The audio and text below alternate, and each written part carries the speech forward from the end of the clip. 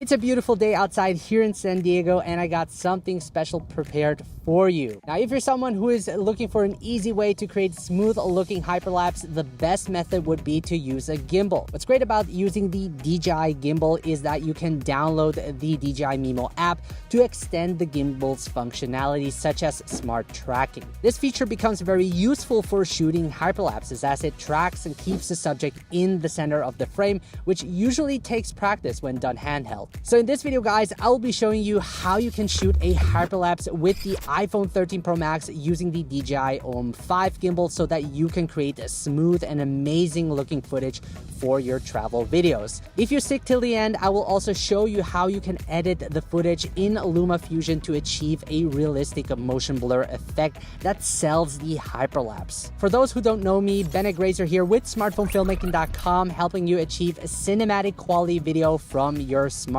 And today we're going over how you can shoot and edit a hyperlapse with the iPhone 13 Pro Max using the DJI OM5. If you're using a different iPhone or DJI gimbal model, that shouldn't be an issue as the process will be pretty much the same. Now let's first go over the camera setup. I have the iPhone 13 Pro Max mounted on the gimbal. Make sure your iPhone is balanced correctly, meaning that the weight is evenly distributed. Otherwise, your gimbal will use up more battery and won't perform properly. Your gimbal should be able to follow your hand movement smoothly. It should look something like this. Also, guys, don't use a case, especially with the iPhone 13 Pro Max. It just adds more weight. Then make sure to download the DJI Mimo app and enable Bluetooth on your iPhone so that you can connect it with the app. Now, once you have that set up, let's go over the camera settings. So first, open up the DJI Mimo app, then in the shooting mode, select hyperlapse. Make sure to select the highest resolution possible,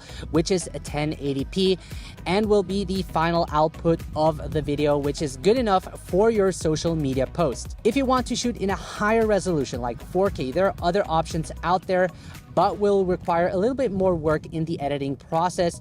Now, I wanted to make this tutorial as easy as possible for you so that you can get started with shooting a hyperlapse right away. If you're looking for other options for achieving a hyperlapse, make sure to check out this video up here somewhere to find out more. Now, as for the speed, I find the sweet spot would be ×10. If you're shooting a very long hyperlapse, you might want to speed up your video 30 times, but you can also speed up your video in the edit. Next is to make sure to lock your white balance. This is really important because you don't want color shifts to happen. Now, because it's a beautiful day outside here in San Diego, I will choose the sun preset. As for the camera mode, I will set it to auto, but if you want more control, you can use manual mode, but we won't be doing that for this tutorial. Now, before performing the hyperlapse, I make sure to lock the exposure by tap holding on the brightest part of the image.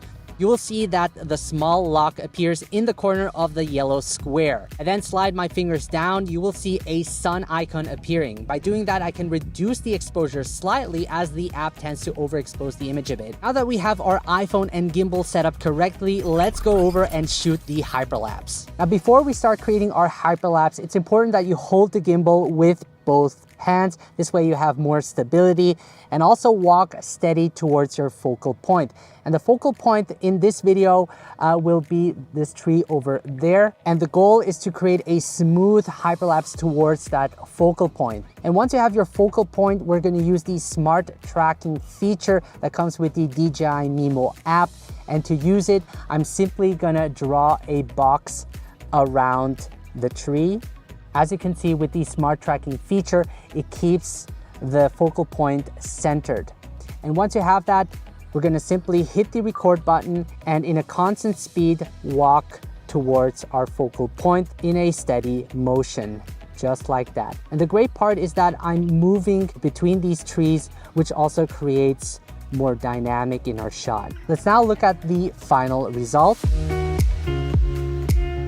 And this really looks good. This is not bad at all. So we're now gonna try something more complex. This time I'm gonna use this boat over there as our focal point. And then I'm gonna turn the gimbal upside down. And then I'm gonna lock the exposure, drag down a little bit. And then I'm gonna drag a box around this boat. This way I can achieve a lower shot having the rocks as a foreground. And then I'm gonna start and hit the record button. And then I'm gonna just walk smoothly in a straight path.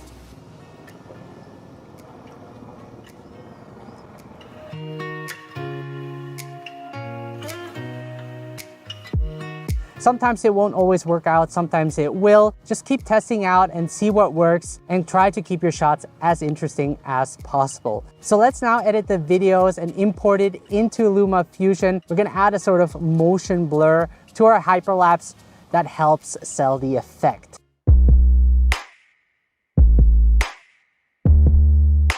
So like I mentioned, we're gonna edit the hyperlapse video inside LumaFusion. If you're not familiar with LumaFusion, it's a one-time payment of $30 and you get all the advanced tools in it. I personally recommend it, especially if you're on the go and need to edit longer, complex videos. So let's get started. I'm first gonna open up LumaFusion and I'm gonna create a project. I'm gonna name it Hyperlapse Tutorial.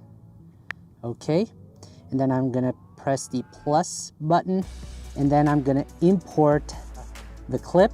I'm gonna head over to video and this is the clip we are going to edit today. And I'm gonna start off by trimming the in point. So starting from here as I walk forward and the out point around here.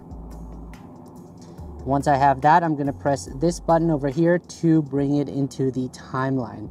And as you can see, we can scrub through it and this looks really nice. Now to really sell this effect, we're gonna add a sort of motion blur to our clip. And to do that, I'm gonna double tap on it and then head over to the color and effects. And then I'm gonna click on this drop up here. And then I'm gonna choose short zoom. I think this works the best. And then you can select the green dot and adjust the intensity of it. I like to keep it around 4:3. Might be too much, we'll see. I'm gonna play it back. Looks actually really nice. And I also think we can speed up this hyperlapse even more. So I'm gonna double press on it. And then I'm gonna select the speed and reverse, and then I'm gonna increase the speed to around 3 times. Let's see how that looks. Awesome. Now let's do the second clip. I'm gonna import this one over here. I'm gonna trim the in point and the out point. I think around here looks good. And then I'm gonna drag it onto the timeline. And we're gonna do the same thing again. I'm gonna double tap on it. I'm gonna add another motion blur, which is the short zoom. I'm gonna adjust the amount to around, I would say maybe 3 looks good.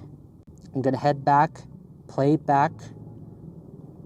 This looks nice. I'm gonna again increase the speed by 3 times. Head back, play it back, awesome. And then I'm gonna export it, head over here, select movie, photo, everything else looks good, and then select the export button. And this is the final result we get. And the great part about editing on your phone is that you have it always with you. And like right now where the sun is about to set, I can just chill here outside and do a quick edit while also, you know, enjoying the view. So yeah, that was it for the editing part. All right, folks, there you have it. That is how you can shoot and edit a hyperlapse with your iPhone 13 Pro Max using the DJI OM5 and editing it in LumaFusion. If you have any questions, make sure to leave a comment down below and I will answer as soon as I can. And don't forget to download my free smartphone filmmaking guide where I reveal my top 7 secrets to shooting cinematic video. And if you want to join other students in the smartphone filmmaking community, then make sure to check out smartphonefilmmaking.com, which is my online course where I teach other students how to produce cinematic and professional looking videos fast. Oh, and something else I almost forgot. Make sure to subscribe to my channel, guys, and hit the notification bell so that you don't miss any future videos. And as always, crush it with your mobile videos. Take care, and I will see you in the next video.